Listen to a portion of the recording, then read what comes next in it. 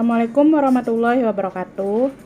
Halo, selamat sore. Kembali bertemu dengan saya Yayan Nurianti pada edisi video pembelajar minggu pertama di bulan Juni tahun 2023. Memasuki pertengahan tahun ya.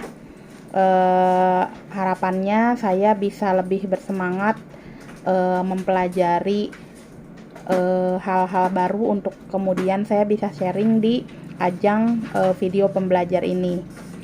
Oke, masih melanjutkan pembahasan dari buku Growing Under Pressure yang saya baca. Minggu lalu saya membahas mengenai The Four Magic C,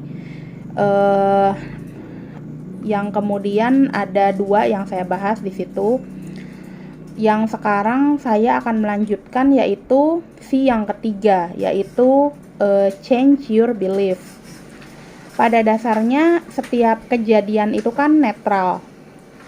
Kita sendiri yang memaknai apakah kejadian itu positif atau negatif. Nah, jika kita memaknai kejadian itu secara negatif, maka yang ada hanya akan menambah pressure. Tapi kebalikannya, jika kita memaknai sebuah kejadian itu positif, maka itu akan menjadikan kita lebih kuat. Pemaknaan atas segala peristiwa yang terjadi akan mempengaruhi pilihan respons kita, sikap, dan perilaku kita, yang akhirnya berdampak pada tingkat pressure yang kita hadapi atau yang kita rasakan. Jadi yang membuat kita memaknai positif atau negatif itu ya belief atau keyakinan kita sendiri. Positive belief pada pressure management sangat krusial dan berada sebagai titik berpijak dari teknik yang dirancang untuk mengubah pressure menjadi strength, mengubah tekanan menjadi kekuatan.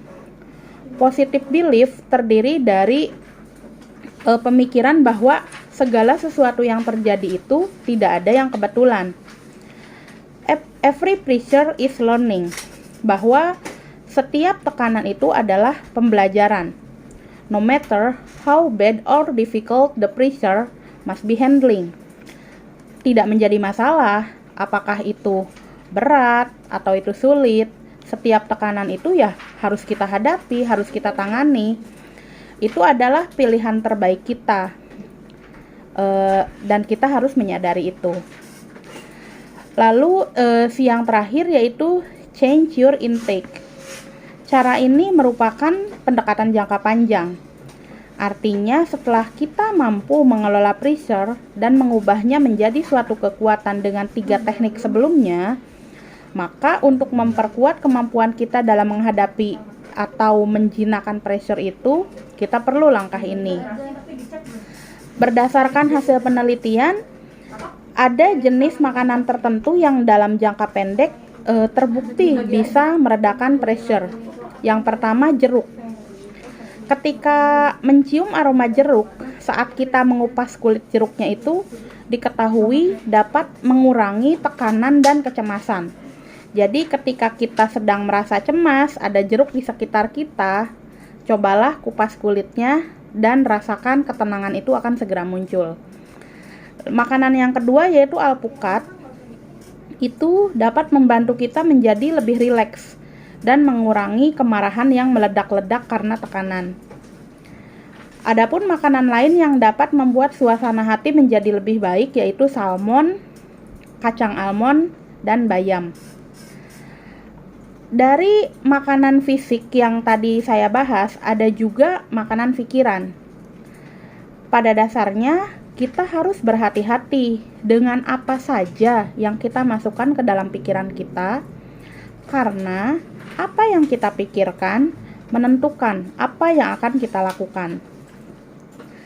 Ada pilihan yang terbukti dan teruji untuk mengelola, mengendalikan, dan menjinakkan pressure. Sehingga saat pressure menghampiri kita, kita bisa dengan segera mengubahnya menjadi kekuatan. Adapun pilihan tersebut, yang pertama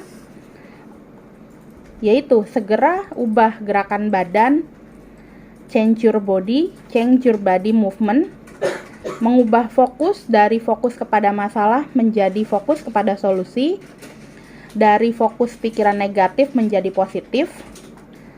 Yang ketiga, mengubah makna, change your belief. Dan yang terakhir, change your intake. Mungkin terakhir yang saya kutip dari